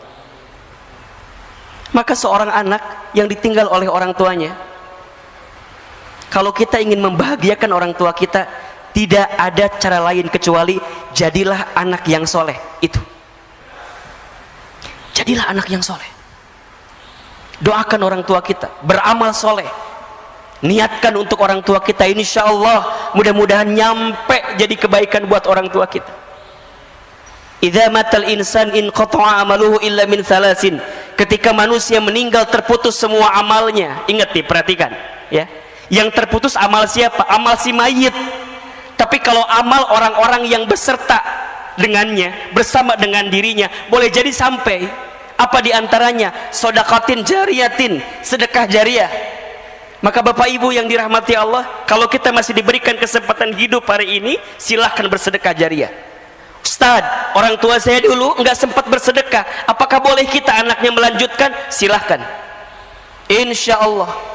Satu kali ada seorang sahabat bernama Sa'ad bin Ubadah radhiyallahu an bertanya kepada Nabi sallallahu alaihi wasallam, ya Rasulullah, aku ingin berbakti kepada ibundaku, tapi ibundaku sudah wafat. Bagaimana caranya agar aku bisa berbuat baik untuk ibundaku? Rasul kemudian menjawab, bersedekahlah untuk ibundamu. Kemudian sahabat ini bertanya kembali, ya Rasulullah, sedekah apa yang bisa aku berikan untuk ibundaku? Kata Nabi, sedekah air. Maksudnya gimana? Kata Nabi, bangunkan sumur atas nama ibundamu, maka insya Allah setiap sumur yang nanti keluar airnya digunakan oleh orang lain, maka setiap air yang mengalir itu akan sampai pahalanya untuk ibundamu yang sudah wafat. Maka ayo siapkan dari sekarang apa? Insya Allah akan mengalir terus deras.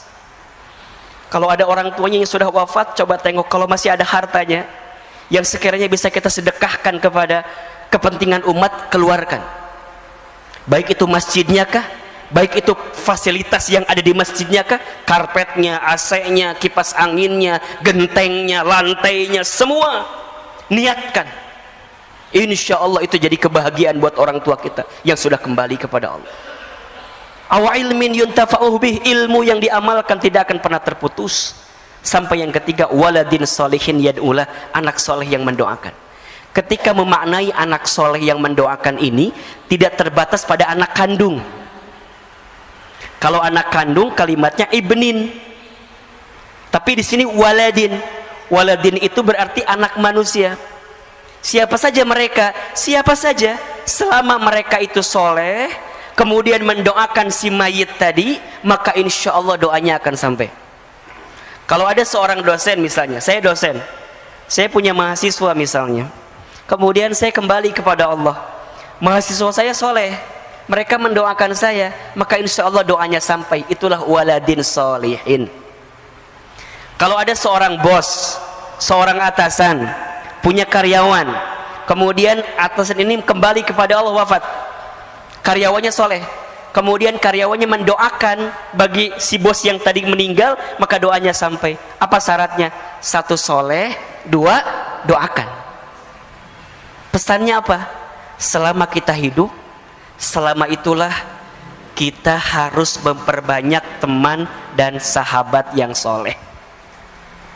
Agar apa? agar saat kita kembali kepada Allah ada yang mendoakan kita dengan kesolehan dan kebaikan.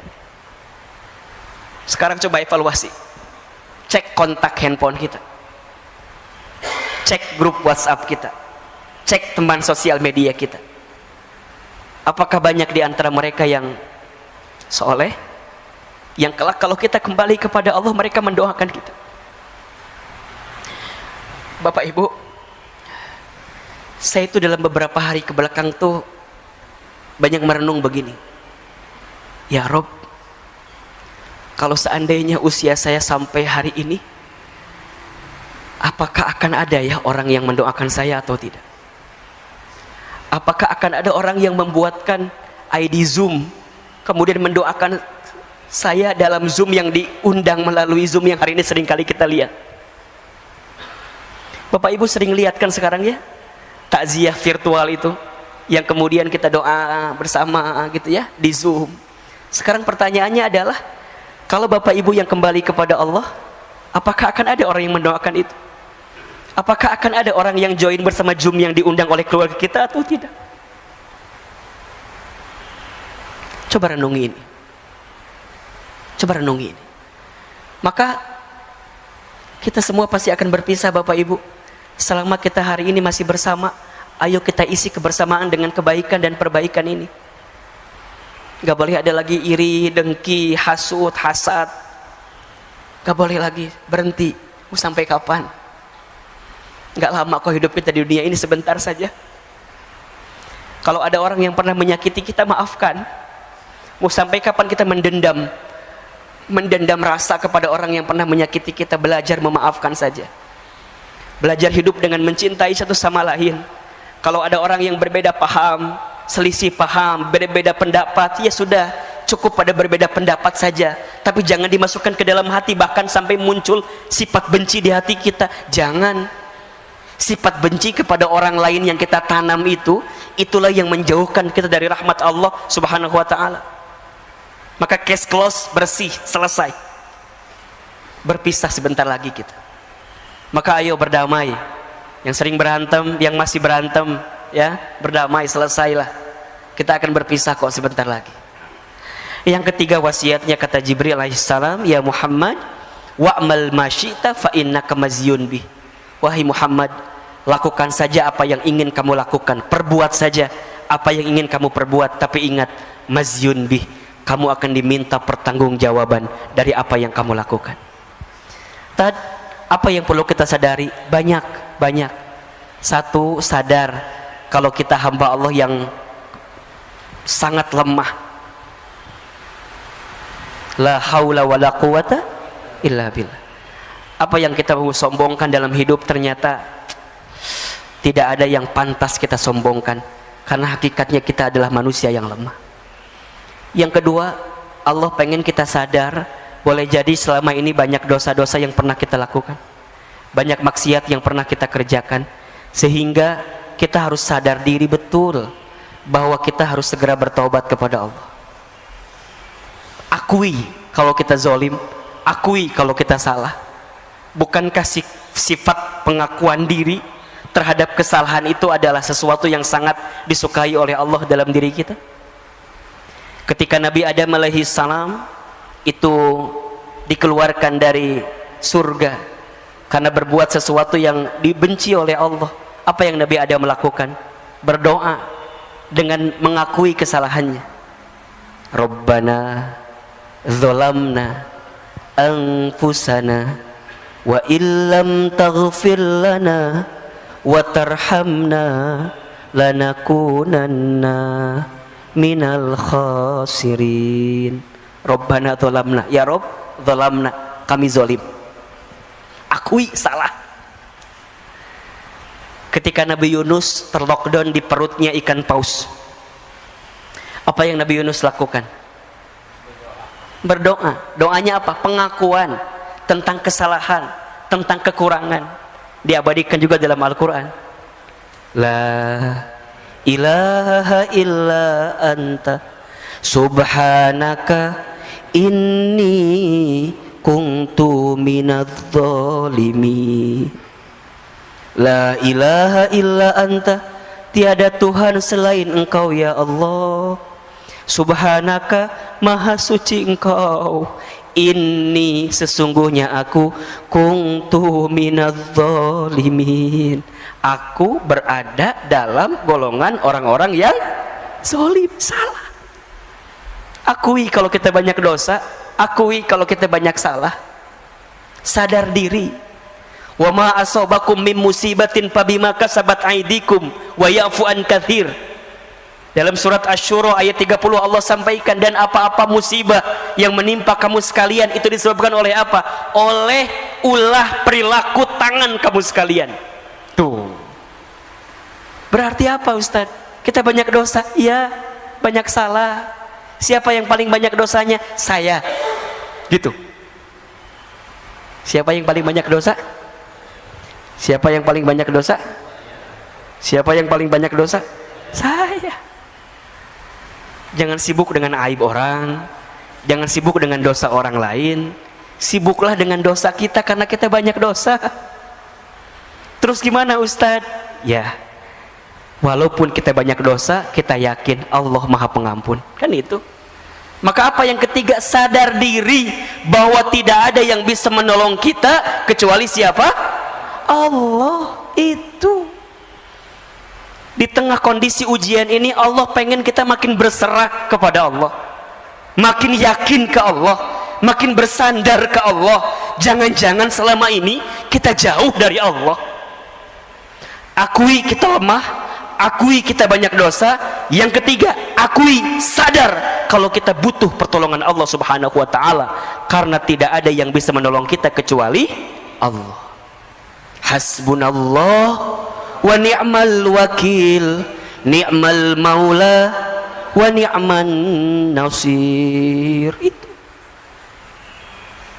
ada satu doa, ini bagus sekali, doa yang dibacakan oleh Nabi Musa alaihissalam ketika menyeberangi lautan bersama Bani Israel. Boleh Bapak Ibu amalkan doa ini ya. Hafal nggak doanya? Pernah dengar belum kira-kira ya?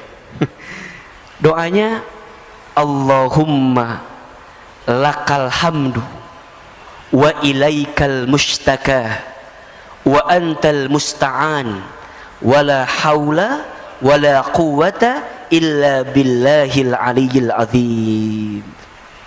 Coba saya sekali, Bapak Ibu sekali. Allahumma lakal hamdu wa ilaikal mushtaka wa antal musta'an wala hawla wala quwwata illa billahil aliyyil azim. Ini doanya, doa ketika Nabi Musa menyeberangi lautan bersama Bani Israel.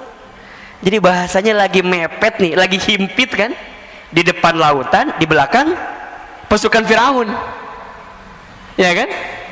Mikirnya ke depan udah pasti kecebur ke laut, kalau balik ke belakang ditangkap oleh Firaun. Bingung kan apa yang terjadi? Maka keluarlah doa yang tadi, Allahumma ya Allah, lakal hamdu, hanya untukmu segala pujian ya Rabb, wa ilaikal mustaka, dan hanya kepadamu lah aku mengadu ya Rabb, gitu.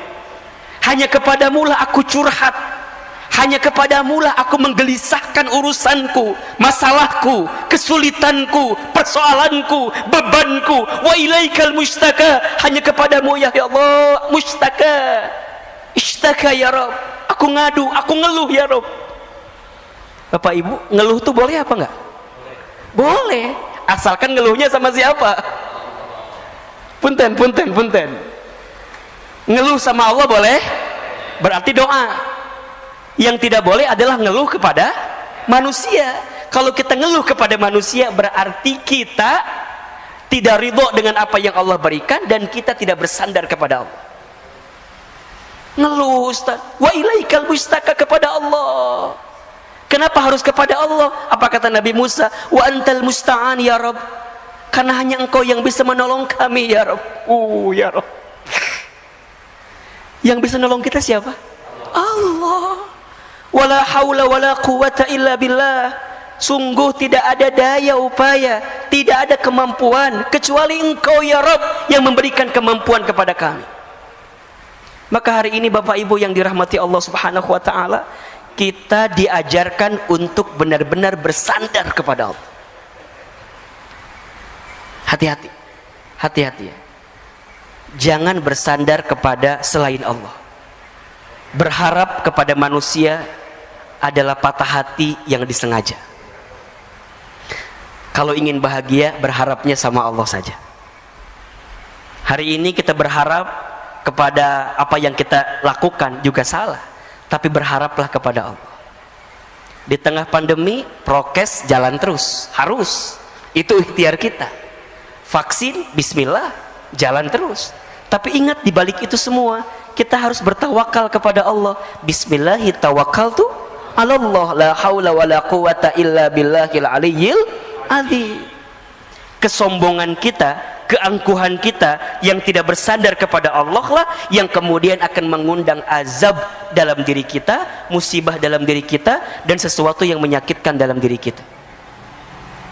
Maka ya, jalani ikhtiar dengan terbaik, tapi ingat yang menentukan semuanya adalah Allah. Maka sadar diri betul, banyak minta pertolongan kepada Allah ya.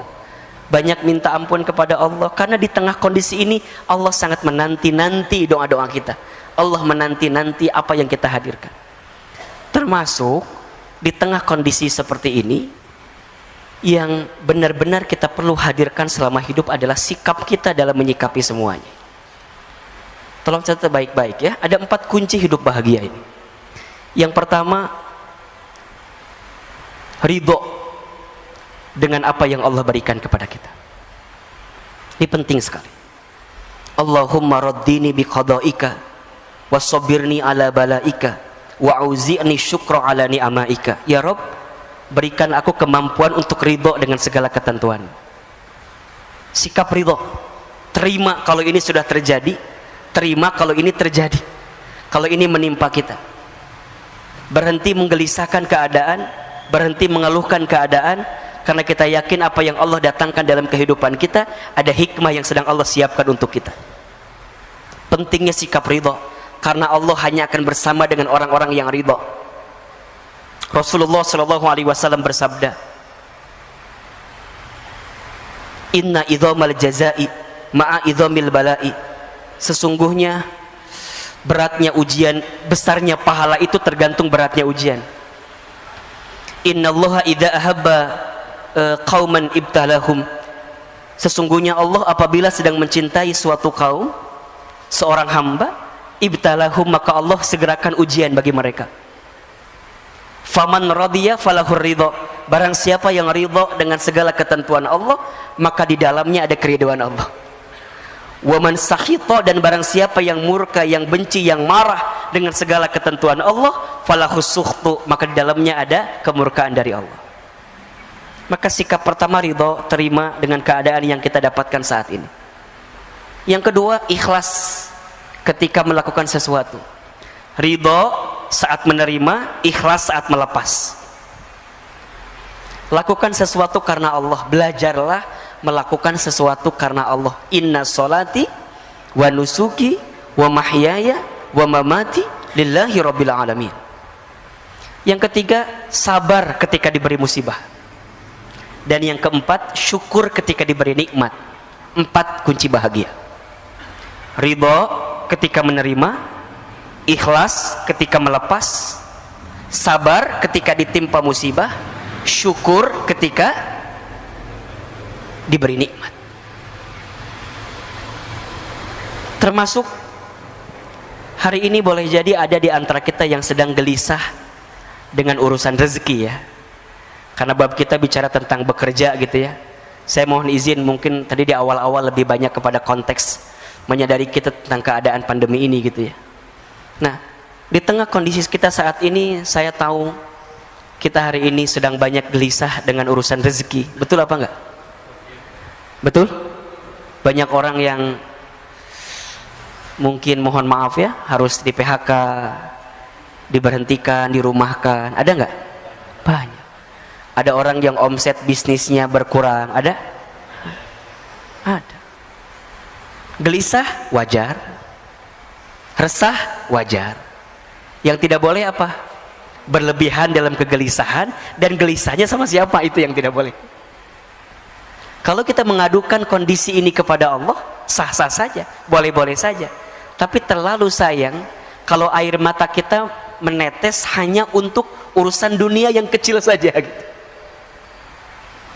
Karena dunia ini bukan sesuatu yang tanda kutip ya, benar-benar utama dalam hidup, dalam diri kita.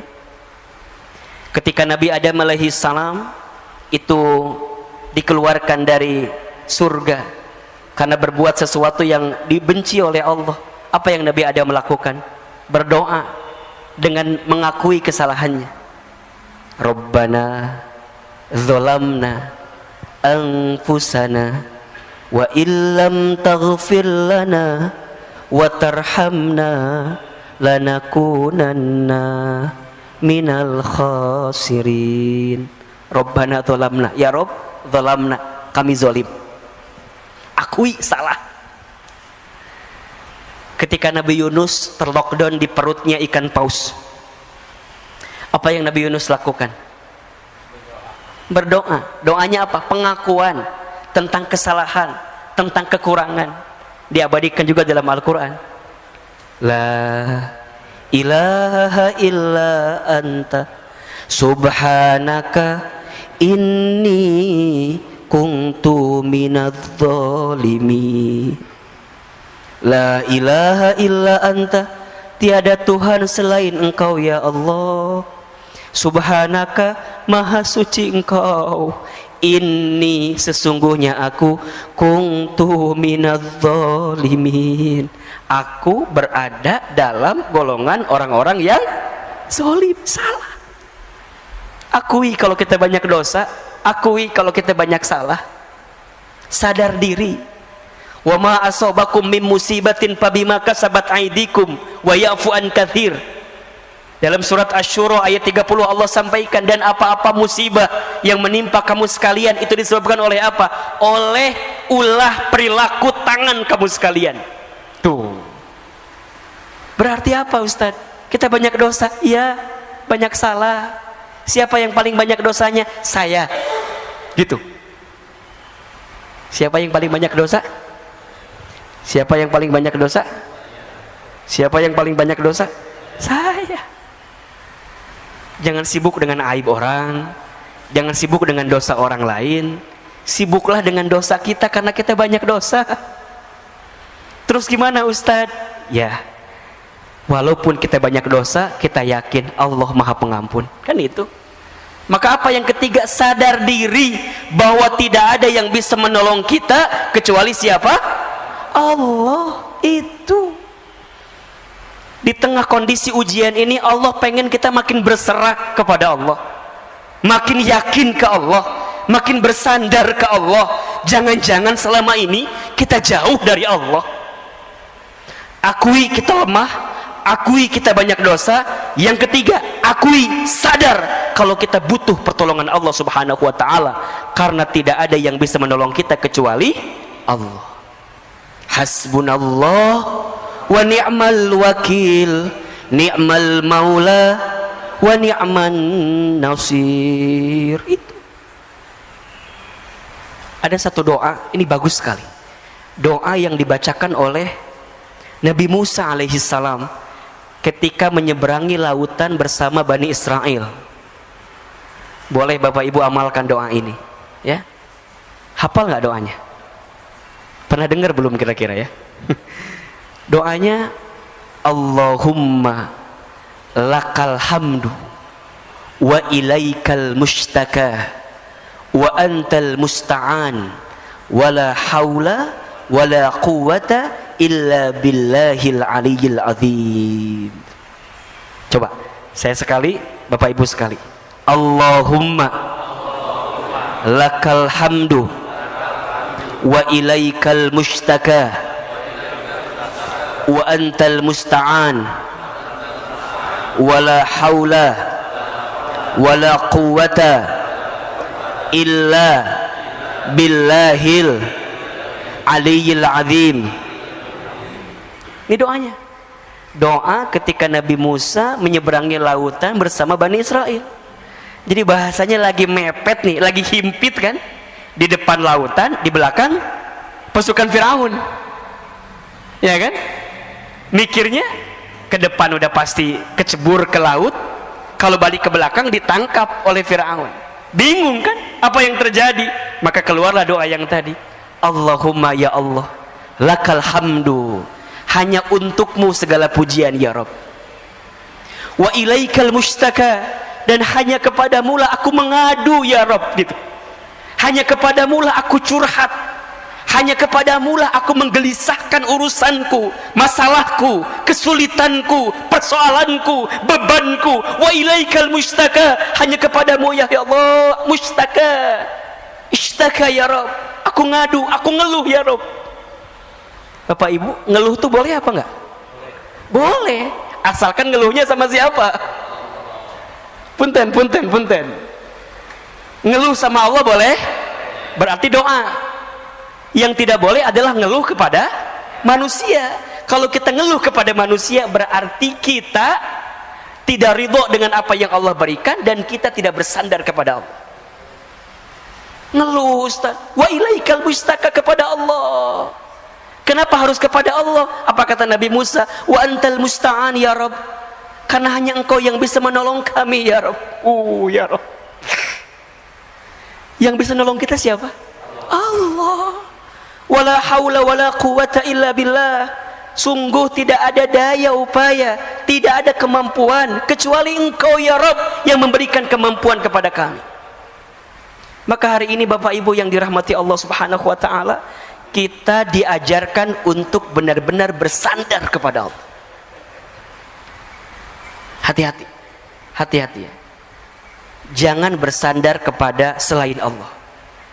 Berharap kepada manusia adalah patah hati yang disengaja. Kalau ingin bahagia, berharapnya sama Allah saja. Hari ini kita berharap kepada apa yang kita lakukan juga salah, tapi berharaplah kepada Allah. Di tengah pandemi, prokes jalan terus, harus, itu ikhtiar kita. Vaksin, bismillah, jalan terus. Tapi ingat, di balik itu semua kita harus bertawakal kepada Allah. Bismillahi tawakkaltu 'ala Allah, la haula wala quwata illa billahil aliyyil azim. Kesombongan kita, keangkuhan kita yang tidak bersandar kepada Allah lah yang kemudian akan mengundang azab dalam diri kita, musibah dalam diri kita, dan sesuatu yang menyakitkan dalam diri kita. Maka ya, jalani ikhtiar dengan terbaik, tapi ingat yang menentukan semuanya adalah Allah. Maka sadar diri betul, banyak minta pertolongan kepada Allah ya. Banyak minta ampun kepada Allah, karena di tengah kondisi ini Allah sangat menanti-nanti doa-doa kita. Allah menanti-nanti apa yang kita hadirkan. Termasuk di tengah kondisi seperti ini, yang benar-benar kita perlu hadirkan selama hidup adalah sikap kita dalam menyikapi semuanya. Tolong catat baik-baik ya. Ada 4 kunci hidup bahagia ini. Yang pertama, ridho dengan apa yang Allah berikan kepada kita. Ini penting sekali. Allahumma raddini biqada'ika wasobirni ala balaika wa'auzi'ni syukra ala ni'amaika. Ya Rabb, berikan aku kemampuan untuk ridho dengan segala ketentuan. Sikap ridho, terima kalau ini sudah terjadi, terima kalau ini terjadi, kalau ini menimpa kita. Berhenti menggelisahkan keadaan, berhenti mengeluhkan keadaan, karena kita yakin apa yang Allah datangkan dalam kehidupan kita ada hikmah yang sedang Allah siapkan untuk kita. Pentingnya sikap ridho, karena Allah hanya akan bersama dengan orang-orang yang ridho. Rasulullah SAW bersabda, Inna idhamal jazai ma'a idhamil balai. Sesungguhnya beratnya ujian, besarnya pahala itu tergantung beratnya ujian. Innallaha idza ahabba qauman ibtalahum. Sesungguhnya Allah apabila sedang mencintai suatu kaum, seorang hamba, ibtalahum, maka Allah segerakan ujian bagi mereka. Faman radiya falahur ridha. barang siapa yang ridho dengan segala ketentuan Allah, maka di dalamnya ada keridhaan Allah. Wa man sakhita, dan barang siapa yang murka, yang benci, yang marah dengan segala ketentuan Allah, falahu sukhtu, maka di dalamnya ada kemurkaan dari Allah. Maka sikap pertama ridho, terima dengan keadaan yang kita dapatkan saat ini. Yang kedua, ikhlas ketika melakukan sesuatu. Ridho saat menerima, ikhlas saat melepas. Lakukan sesuatu karena Allah. Belajarlah melakukan sesuatu karena Allah. Inna sholati wa nusuki wa mahyaya wa mamati lillahi rabbil alamin. Yang ketiga, sabar ketika diberi musibah. Dan yang keempat, syukur ketika diberi nikmat. 4 kunci bahagia. Ridho ketika menerima, ikhlas ketika melepas, sabar ketika ditimpa musibah, syukur ketika diberi nikmat. Termasuk hari ini boleh jadi ada di antara kita yang sedang gelisah dengan urusan rezeki ya. Karena bab kita bicara tentang bekerja gitu ya. Saya mohon izin, mungkin tadi di awal-awal lebih banyak kepada konteks menyadari kita tentang keadaan pandemi ini gitu ya. Nah, di tengah kondisi kita saat ini, saya tahu kita hari ini sedang banyak gelisah dengan urusan rezeki. Betul apa enggak? Betul? Banyak orang yang mungkin mohon maaf ya, harus di PHK, diberhentikan, dirumahkan. Ada enggak? Banyak. Ada orang yang omset bisnisnya berkurang. Ada? Ada. Gelisah wajar, resah wajar. Yang tidak boleh apa? Berlebihan dalam kegelisahan, dan gelisahnya sama siapa, itu yang tidak boleh. Kalau kita mengadukan kondisi ini kepada Allah, sah-sah saja, boleh-boleh saja. Tapi terlalu sayang kalau air mata kita menetes hanya untuk urusan dunia yang kecil saja gitu. Karena dunia ini bukan sesuatu yang tanda kutip ya, benar-benar utama dalam hidup gitu loh. Perintah Allah kepada kita dalam urusan dunia apa coba? Wala tansa nasibaka minad dunya. Jangan lupakan urusan dunia. Kalau jangan lupakan gimana? Ya udah biasa aja gitu. Yang paling utama apa? Wabtaghi fima atakallahu darul akhirah wala tansa nasibaka minad dunya, kan begitu.